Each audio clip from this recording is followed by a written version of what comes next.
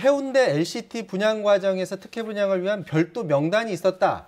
이런 진정서가 경찰에 접수돼서 논란입니다. 전현직 고위공직자, 유명 기업인 등 이름이 포함됐다는 건데 이 문제를 오랜 기간 추적해온 부산 참여연대 입장 먼저 들어보도록 하겠습니다. 관료, 정계, 언론, 그다음에 법원장, 검찰 출신 변호사, 그리고 대부분 또 재계 등으로 이제 부산 지역에서는 이름이 꽤 알려진 분들이 많았고 LCT 당시에 특혜 분양이나 이런 데 연루되어 있다는 인물들도 좀 몇몇 보였습니다. 아파트를 원하고 저층을 원하고 매체를 원하고 이런 이제 부분들이 좀 기입돼 있었습니다. 특혜 분양된 43채가 있었고 그로 인해서 이영복 회장이 형을 살고 있는 것을 감안한다면 특혜 분양이 존재하는 것은 확실한 거죠. 검찰이 이런 수사에 되게 수사나 기소를 되게 선택적으로 하고 있다라고 절감을 할 수 있었습니다. 자, 진위 여부는 알 수는 없지만 어쨌거나 그 사람의 이름도 있고 네. 어떤 곳을 희망하는지 그 층도 있고 호실도 네. 나오고 이런 서류들이 있다라고 하는데 100여 명이 된다고 합니다. 근데 지금 참여연대에서 그 진정서를 직접 낸 건 아니고 봤나 보죠? 네. 내용을 이제 열람을 했는데 그 안에 100여 명의 우리가 흔히 그냥 고관대작 이렇게 부르는데요. 전현직 국회의원이라든가 장관, 고위공직자, 전현직입니다. 그리고 이제 기업인 이름을 알만한 유명 인사들이 한 100여 명이 된다는 거예요. 근데 메모가 있어요. 네. 이 메모가 좀 이제 수상한 정황인데 아무개 회장은 58평으로 부탁했다. 그러니까 이제 입주할 계획인데 평수까지 요청을 했던 거고, 모 장관은 65평. 또 어떤 기업인은 58평으로 부탁했는데 65평으로 좀 바꿔달라. 이런 내용도 있고요. 또 다른 기업인은 58평 2호 라인으로 위치까지 지정한 경우고요. 또 세무서장의 경우에는 아파트 2채 요청.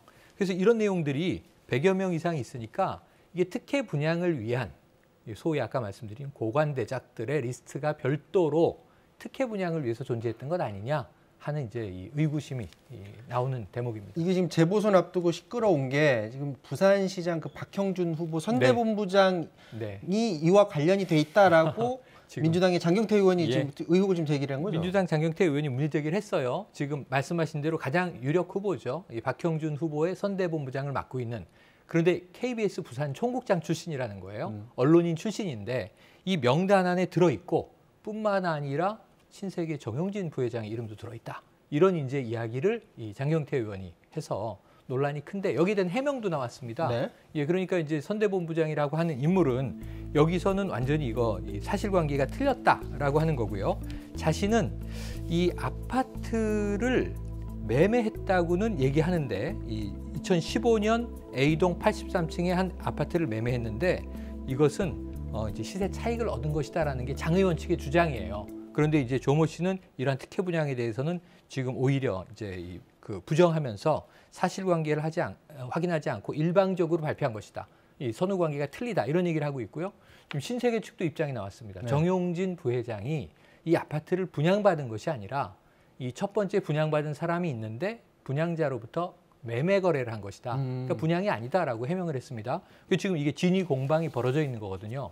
앞으로 이게 어떤 쪽의 말이 옳은 것으로 드러날지, 그러한 또 조사가 이루어질지 이게 지금 초미의 관심입니다. 지금 이게 그런데 이게 처음 나온 얘기가 아니잖아요. 네. 오래전에 크게 이슈가 됐던 얘기인데 그때 그렇죠. 당시를 기억을 못하는 사람들이 많습니다. 그거 좀 정리를 해주시죠. 초기에 2016년에 수사는 이미 고발에 의해서 시작이 됐었습니다. 이게 너무 해운대 쪽에 가보신 분들, 부산 지역에 사시는 분들은 정상적으로 지어질 수 있는 건물이 아니라는 것에 대부분 공감을 하시는데 그런 상황에서 수사가 시작됐고 지금 윤대진, 그러니까 이 소윤이라고 불렸죠. 그러니까 왜 소윤이라고 하냐면 대윤이 윤석열 전 검찰총장이거든요. 당시 부산에서 수사를 담당해서 대대적으로 수사를 했었습니다만은 실제 어떻게 보면 대대적으로 수사의 결과로 굉장히 초라했었습니다. 두 사람 정도, 배덕광 당시 자유한국당 의원이고 그다음에 현규환 전 청와대 정무수석이었죠. 두 사람에 대해서 이 인사들 고위직 인사 중에서는 실제로 재판한 게 딱 두 사람이었고 나머지 그때도 명단이 나왔었어요. 43명간의 명단이 있었고 참여연대 측에서 고발도 했었고 수사를 했는데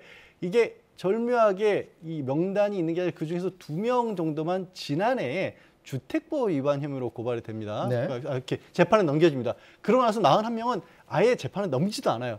그리고 이 41명이 그럼 누구냐?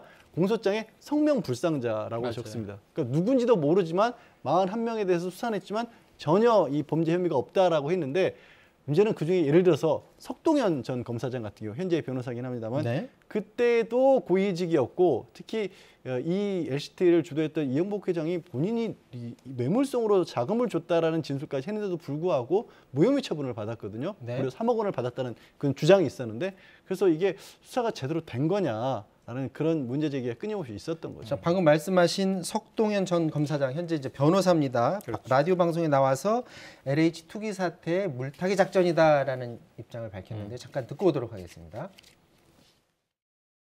저는 그 레지던스 한동을 이렇게 청약을 했던 사실이 있을 뿐이고요. 지금 특혜 분양이라는 건 아파트에 적용되는 얘기입니다. 그러니까 이 아파트는 공급 절차라든지 규칙이 까다로우니까 가끔 이 특혜 분양 이런 게 문제가 되지만 특혜라는 개념은 조금 안 맞다고 보는데 LH 사건이 터지니까 또 정치권에서 이렇게 맞불 이슈로 내세우는 걸 봐서 상황이 그렇지 않다는 걸 우선 말씀드리겠습니다. 자, 이제 아파트가 논란이어야 되는데 본인은 레지던스 한동 청약했는데 그게 뭐가 문제냐라는 얘기인데 근데 당시에 핵심은 그게 아니라 그 뇌물 부분 아닌가요? 뇌물 부분이었죠. 돈을 대납해줬다라는 부분? 그러니까 저거를 말씀하신 것대로 청약을 받더라도 계약금은 줘야 됐잖아요. 네. 근데 계약금 1억 원이 LCT에서 나온 수표였던 겁니다. 그거를 그러니까 LCT에서 나온 수표를 받아서 LCT의 계약금으로 지급한 것처럼 됐기 때문에 이건 뭔가 수상하다라는 거였고 말씀드린 것처럼 이영국 회장은 3억 원 가량을 쪼개서 제공을 했노라라고 주장을 했습니다. 근데 왜 줬느냐? 당시에 이 법무부의 외국인 정책 본부장이었거든요. 그 외국인 정책 본부장이란 지위가 어떻게 연결이 되냐면 저 LCT가 정말 도저히 이해할 수 없는 것 중에 하나가 저기에 투자를 하면 외국인들에게 이 국내 거주 자격을 줍니다. 일종의 영주권을 주는 건데 이런 식으로 자격을 부여하는 게 특정 지역, 뭐 제주도의 어떤 지역 같은데 부동산을 구입을 하면 외국인들에게 투자 유치를 하기 위해서 그렇게 지역을 지정하는 경우는 있어도 건물에 주는 경우는 그 전에도 없었고 그 이후에도 없거든요. 그래서 그것 때문이라고 주장을 했습니다만 받아들여지지 않았고요. 조금 전에 들으신 것처럼 이제 당시의 수사 과정에서 이거는 3억 원을 받은 건 맞지만 내가 몸담고 있는 법무법인에서 이 돈을 받은 거고 내가 개인적으로 받은 건 아니다라는 얘기를 한 겁니다. 그런데 문제는 검찰에서 그 얘기를 딱 사면 조사 한 번으로 끝냈다는 거죠. 더 추가적인 조사를 했던 건 아니에요. 그때 당시 석동현 그 전 검사장이 해명이 그 3억 원을 그 본인이 받을 수 있는 그 당연한 돈이라고 얘기를 하지 않았었나요? 그러니까 법무법인에서 뇌물이 아니라 어떤 얘기를 하냐면 법무법인이 받은 거고 법무법인에서 외국인들의 비자와 관련된 문제를 처리를 해줬다는 것이고 그렇게 해서 회사가 받았고 자신은 그 회사에서 월급을 받았다. 그러니까 회사는 정당한 업무를 정당한 업무에 따른 돈이었을 거고 본인은 회사를 통해서 그 돈을 받았다. 근데 여기에 대해서는 사실 그게 맞을 수도 있지만 실제로 일반적인 어떤 그 액수라고 보기에는 굉장히 큰 액수지 않습니까? 비자 처리해주고 3억 원이라고 한다라면 그리고 이제 변호사 업계에서는 법무법인이라는 형식이 있더라도 실제 내용으로 들어가면 개인들이 각자가 대표나 마찬가지니까 법무법인으로 들어왔지만 실제 이 사용처나 이런 것은 개인이 관리하는 경우들도 많이 있거든요. 그런 것들인지는 과연 꼼꼼하게 조사가 됐을까? 사면 조사 한 번으로 이런 의혹이 좀 있는 거죠. 현재는 이제 특혜 분양인지 아닌지 지금 모르는 상태인데 상황입니다만 만약에 이게 특혜 분양이라면 당시 이영복 회장은 무엇을 노리고서 그렇게 특혜 분양을 해줬을까? 그러니까 그거는 이 석동현 현재 변호사뿐만 아니라 나머지와 관련된 의혹들이 너무 많은 거예요. 네. 말씀드린 LCT라고 하는 것이 저게 100층이 넘는 건물인데 저기에 이 군사 지역이기 때문에 고도 제한이 60m로 걸려 있었거든요. 고도 제한 풀어버립니다. 정부나 지자체를 통해서 해야 될 일이 굉장히 많다는 그렇죠. 얘기네요. 거기에 그리고 저기에 저렇게 높은 게 올라가면 주변 교통들은 얼마나 심각한 영향을 끼치겠어요. 환경 영향 평가 안 받습니다. 저거 짓는데 뭐 군인공제나 시중은행으로부터 3천억 원이 넘는 돈들을 받는데 빌리는데 이자를 안 내고 빌립니다. 이게 상식적으로 도저히 이해할 수 없는 상황들이 너무나 많거든요. 자, 그럼 앞으로 이거 수사가 이어질까요? 어떨까요? 이거는 이제 무혐의 처분을 했다 그래서 그게 전부 다 사건이 종결된 건 아니거든요. 재판에서 무죄와는 다르기 때문에 그래서 경찰에서 새롭게 명단을 입수를 했다라는 것이고요. 그에 대해서 LCT 측에서는 이것도 영업용이라고 주장을 하고 있지만 과연 계약 일자는 얼마인지 어디서 돈이 온 것인지 그 사람들이 실제 LCT 분양이라든가 조성 과정에서 뭔가 특혜를 줄 만한 위치에 있었던 건 아닌지 이런 부분들을 좀 들여다봐야겠죠. 공소시효는 남아 있나요? 공소시효는 남아 있습니다. 자, 이 얘기 이 정도에서 마무리 짓고요.